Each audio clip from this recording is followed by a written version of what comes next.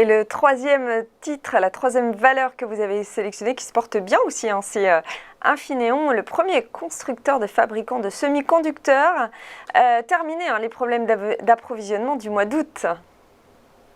Alors Infineon, donc on est un peu dans le même secteur économique que Soitec, mais avec une entreprise qui est 15 fois plus importante en chiffre d'affaires que Soitec et cotée donc sur le Xetra à Francfort.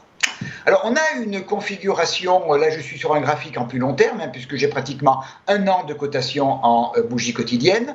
On a une tendance haussière qui s'est bien développée pendant l'année 2020, et depuis le début de l'année 2020, T1, vous voyez qu'on est rentré dans une phase de consolidation à plat entre 30,24 et 37,29 euros donc de range, et on a travaillé ce range pendant toute cette période.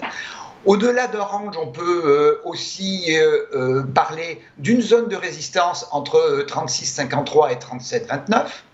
Chaque fois que les cours sont rentrés dans cette zone de range, une fois, deux fois, enfin les deux premières fois, on a eu un repli qui a été extrêmement violent, nous amenant la deuxième fois assez rapidement sur le bas du range.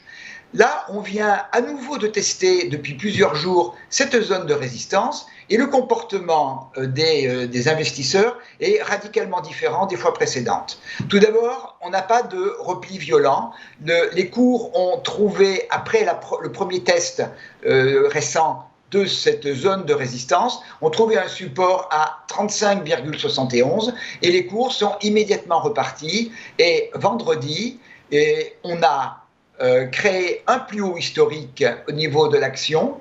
On est sorti de la zone de range, donc on est maintenant à nouveau tourné vers le haut, avec comme premiers objectifs 39,26 et 41, un peu plus de 41. Ce scénario, lui aussi, serait invalidé, mon discours serait invalidé, si les cours arrivaient à casser en clôture le niveau de 35,71.